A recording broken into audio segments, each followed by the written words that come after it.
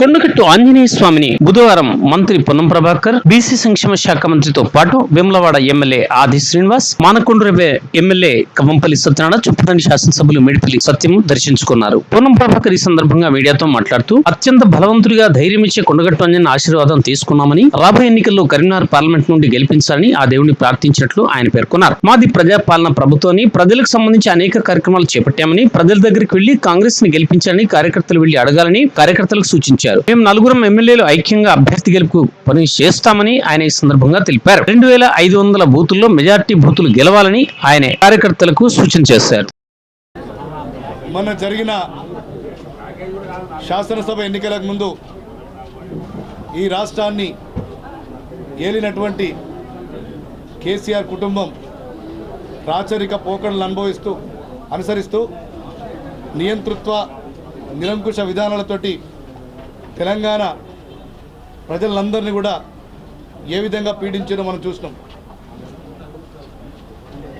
రాష్ట్రంలో రాక్షస పాలన పోవాలి, ప్రజా పాలన రావాలని మన రాష్ట్ర మంత్రివర్యులు గౌరవనీయులు పొన్నం ప్రభాకర్ గారు, ప్రభుత్వ విప్పు ఆది శ్రీనివాస్ గారు, మా మానకొండూరు శాసనసభ్యులు డాక్టర్ కవంపల్లి సత్యనారాయణ గారు, మేము ఈ రాష్ట్రంలో నిరంకుశ పాలన పోవాలి, ప్రజా పాలన రావాలని చెప్పి కొండగట్టు అంజన్నకు ఆనాడు మేము ముడుపుకు చెల్లించడం జరిగింది. ఇలా కొండగట్టు అంజన్న ఆశీస్సులతోటి ఈ రాష్ట్రంలో గౌరవ ముఖ్యమంత్రి రేవంత్ రెడ్డి గారి నాయకత్వంలో ప్రజాపాలన వచ్చింది. ప్రజాపాలనకు అనుగుణంగానే 4 నెలల వ్యవధిలోనే మేము ఇచ్చినటువంటి ఎన్నికల హామీలను ఒక్కొక్కటిగా అమలు చేస్తున్నాం. భవిష్యత్తులో మేము ఇచ్చిన ప్రతి హామీని కూడా నిలబెట్టుకుంటామని చెప్తూ, రానున్న పార్లమెంట్ ఎన్నికల్లో భారతదేశంలోనే తెలంగాణ రాష్ట్రం నుంచి అత్యధిక పార్లమెంట్ స్థానాలు ఇచ్చి రాహుల్ గాంధీ గారిని ప్రధానమంత్రి చేయడం కోసం యావత్ కాంగ్రెస్ పార్టీ నాయకులమందరం కూడా, కాంగ్రెస్ పార్టీ కార్యకర్తలమందరం కూడా సమిష్టిగా కొట్లాడి ఈ కరీంనగర్ పార్లమెంట్ స్థానాన్ని గౌరవ పెద్దలు పొన్నం ప్రభాకర్ గారి నాయకత్వంలో పార్టీ అధిష్టానం ఎవరికి టికెట్ ఇచ్చినా వారి విజయం. కొండగట్టు ఆంజనేయ స్వామిని బీసీ సంక్షేమ శాఖ మంత్రులు శ్రీ పొన్నం ప్రభాకర్ గారి ఆధ్వర్యంలో కరీంనగర్ లోక్సభ నియోజకవర్గంలోని శాసనసభ్యులు అందరం కూడా సంయుక్తంగా కలిసి స్వామివారిని దర్శించుకొని ఎలాంటి ఆటంకాలు రాకుండా చూడుతండ్రని చెప్పని ఆంజనేయ స్వామిని మొక్కుకోవడం జరిగింది, వేడుకోవడం జరిగింది. పేద ప్రజల కొంగు బంగారమే వెలిసినటువంటి కొండగట్టు ఆంజనేయుని దర్శించుకుంటే, స్మరించుకుంటే ఎలాంటి కష్టాలు కూడా తన దరికి చేరవన్నటువంటి ఆలోచనలు ఈ దేవాలయానికి ప్రాశస్త్యత ఉన్నటువంటి దేవాలయంలో దర్శించుకోవడం జరిగింది. రాబో లోక్సభ ఎన్నికల్లో స్వామివారి ఆశీస్సులు అందజేయాలని చెప్పని కూడా కోరుకోవడం జరిగింది. ప్రధానంగా మేము ఒకటి చెప్పదలుచుకున్నాం మీ ద్వారా ప్రజలకు.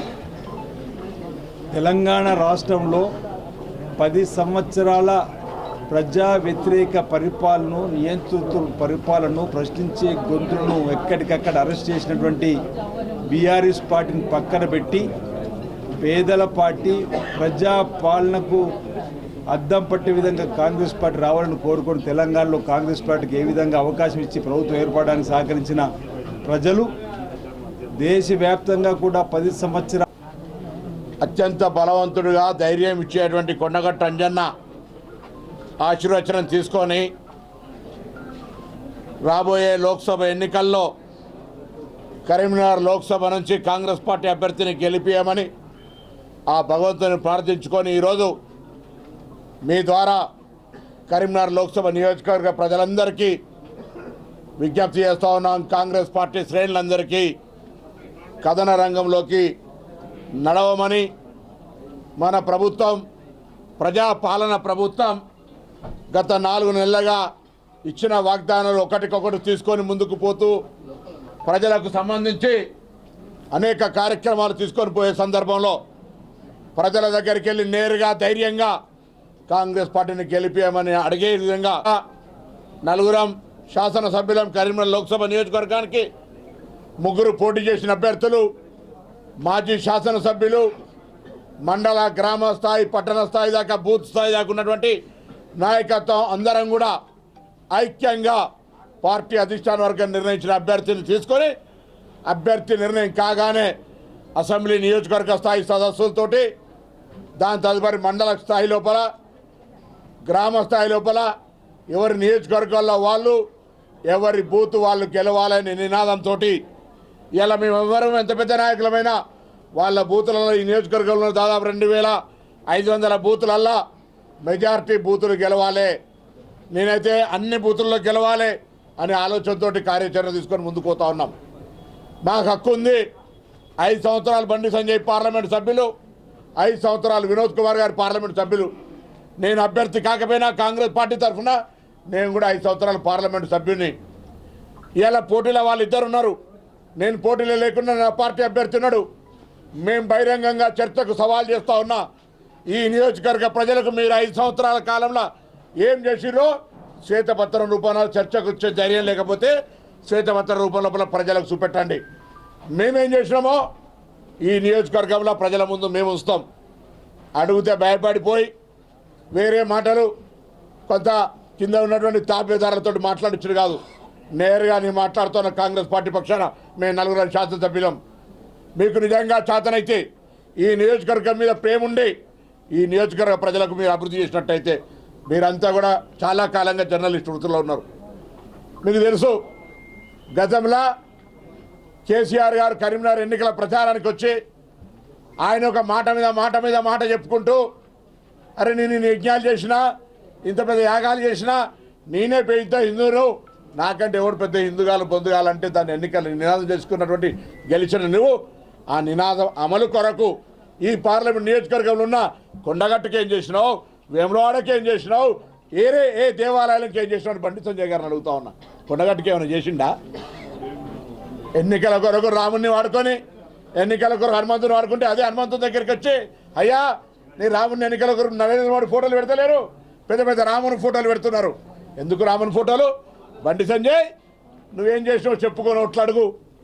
ఇక ఆయన వినోద్రావు ఎన్నడూ అని కలిసేది లేదు, సామాన్యులకి ఇట్లా చేయి కూడా కలిపేది లేదు. చెప్తా ఉన్నా, ఇలా సవాల్ చేస్తా ఉన్నాను. లేకపోతే నేను పెద్ద ఆ పార్టీలను తెచ్చినా ఈ పార్టీలను 5 ఏళ్ళు ఏం చేసినావు?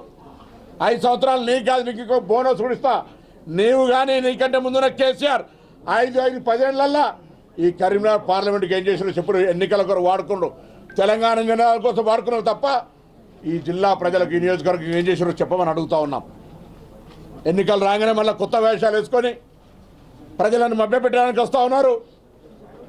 ప్రజలు జాగ్రత్తగా ఉండాలని కోరుతా ఉన్నాం.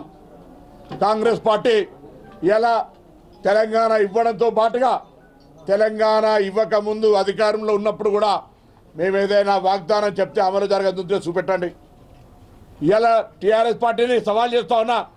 డబల్ బెడ్రూమ్ను కట్టిన ఊర్లలో మేము ఓట్లు అడగం, ఇందిరా ఇళ్ళలు కట్టిన కాడ మీరు అడగకండి. రైతు బంధు గురించి కూడా చర్చ చేస్తున్నారు. రైతు బంధు ఎవరికైనా రానులను పెద్ద రైతులు ఉంటే వాళ్ళు ఓట్లు అడుక్కోని. మేము రైతు బంధు 100% ఒక ఏరియా ఒక సెక్టార్ వరకు ఇచ్చినాం, మిగతా వాళ్ళకు కూడా ఇస్తాం. ఆ ఏరియా లోపల మీరు ఓటు అడిగే హక్కు లేదు. ప్రతిదాన్ని రాజకీయం చేసే ప్రయత్నం చేస్తారు మీరు. ఇలా మీ పరిస్థితి ఇంతకుముందు శ్రీనివాస్ గారు డాక్టర్ గారు చెప్పినట్టుగా, సత్యం గారు చెప్పినట్టుగా ఏమవుతుందో తెలిసే పరిస్థితులు 10 సంవత్సరాలు మీరు తెలంగాణ మెడల్ తెచ్చినామని చెప్పి వంచి తెచ్చినామని చెప్పిన పార్టీ మీరు నా కుప్ప కూలిపోతుంటే, టికెట్లు ఇచ్చిన వద్దు అని ఉరుకుతుంటే కొత్త మార్నింగ్ వాక్ షురు చేసిండు ఒక ఆయన. అంతకుముందు కారు దిగి నడిచి ఒక గుంపు ఒక ఇబ్బంది ఉంటే కూడా సాయం చేయలేరు. ఆఖరికి అంతెందుకు, నేను దేశం మీద అన్నం మొత్తం గంజులో ఉన్న మెతుకులు మొత్తం ఎవరు కూడా చూడరు. ఒకటి మానవత్వానికి లేదా ప్రజల యొక్క ఆలోచనను స్పందింపజేయడానికి ఒకటి ఆలోచన ఉంటుంది. ఏం ఆలోచన? కొండగట్టు యాక్సిడెంట్ ప్రత్యక్ష నిదర్శనం. ఈ యాక్సిడెంట్ అయితే కేసీఆర్ గారు కనీసం ఒక్కసారి మానవత్వం కొద్ది వచ్చిందా? ఇలా ఏ ముఖం పెట్టుకొని వచ్చినా? నేను అబద్ధం చెప్తానా? ఏ ముఖం పెట్టుకొని ఓట్లాడడానికి వస్తారు? కనీసం ఆ కుటుంబాలను ఇయ్యాల కూడా అనారోగ్యంతో ఇతరత్ర అనేక ఇబ్బందులు పడుతుంటే ఆదుకోవడానికి ఏమైనా సహకారం చేసిరా? ఇది పరిస్థితి. కొండగట్ట అంజన్న దగ్గర ఇలా లిక్కర్ కింగ్ అన్నది లిక్కర్ రాణి ఈయన పూజ చేసి అంబేద్కర్ ఎక్కడ హనుమంతుడు పెద్ద ఫోటో కట్టిరా కాక స్థూపం ఉండొచ్చా? పెద్దగా కడతా అన్నారు కదా, విగ్రహం పెద్దగా పెడతా అన్నారే. ఎన్ని కాలే మాట ఇచ్చి తప్పితే ఊకుంటాడా అన్న పంపిట్టు జైళ్ళకు. అందుకే మేము ఇవాళ ఒకటే అడుగుతా ఉన్నాం, కరీంనగర్ లోక్సభ నియోజకవర్గం లోపల కొంత ఆడాయిడంటారు ఆలస్యం అవుతుంది. అవును, మొన్నటిదాకా పెద్దలు జీవన్ రెడ్డి గారిని ఇక్కడికి తీసుకురావాలని పార్టీ నాయకత్వం ప్రయత్నించింది. వారు మేమందరం కూడా మాట్లాడినప్పుడు కూడా నేను అక్క నిజామాబాద్ నుంచి నా నియోజకవర్గం అనుంది, ఆ 2 నియోజకవర్గాల మెజార్టీతో నేను గెలుస్తా అనే ఆలోచనతో అక్కడ చేస్తా అన్నారు. దాని తదుపరి జరుగుతున్న పరిణామాల్లో పార్టీ నాయకత్వం ఆలోచన చేస్తూ ఉంది. పార్టీ నాయకత్వం ఎప్పుడు కూడా శాసనసభ్యులు చెప్తే ఎంపీ టికెట్లు ఇయ్యరు, ఎంపీలు చెప్తే ఎమ్మెల్యే టికెట్లు ఇస్తారు. కాబట్టి పార్టీ నాయకత్వం అన్ని ఆలోచన చేసి ఇవాళ ఇక్కడ ఒక అభ్యర్థిని ఎవరినో పంపుతారు.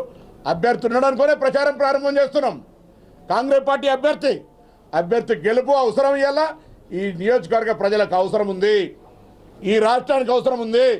ఫెడరల్ సిస్టంలో ఇవాళ తెలంగాణలో కాంగ్రెస్ పార్టీ అధికారంలో ఉంది. మా ముఖ్యమంత్రి రేవంత్ రెడ్డి గారు మా కాంగ్రెస్ పార్టీ ఆనాడు సెప్టెంబర్ 17 నాడు విజయపేరి తుక్కుగూడ సభలో ఇచ్చినటువంటి వాగ్దానాలు ఒకరికొకటి నెరవేర్చుకుంటూ పోతా ఉన్నాం. భవిష్యత్తు హామీలు మాకు అంజన్న స్వామి బలం లెక్క 17 మంది ఎంపీల బలం కావాలి, అలా కరీంనగర్ ఎంపీ బలం కూడా కావాలి. ఇలా కేంద్రంతో మాకు ఘర్షణలే. గతంలో కేసీఆర్ కేంద్రంతో చిన్న అంశాలు రాజకీయంగా అంతకుముందేమో అబ్బ నరేంద్ర మోడీ అన్నాడు, దాని తర్వాత గబ్బు నరేంద్ర మోడీ అన్నాడు. కానీ దోస్తాను మాత్రం బరాబర్ చేసుకున్నారు. ఢిల్లీలో దోస్తాన్, గలీలో కుస్తీ చేసుకున్నారు. పార్లమెంట్లో అన్ని బిల్లులకు సపోర్ట్ చేసిన వీళ్ళు ఇవాళ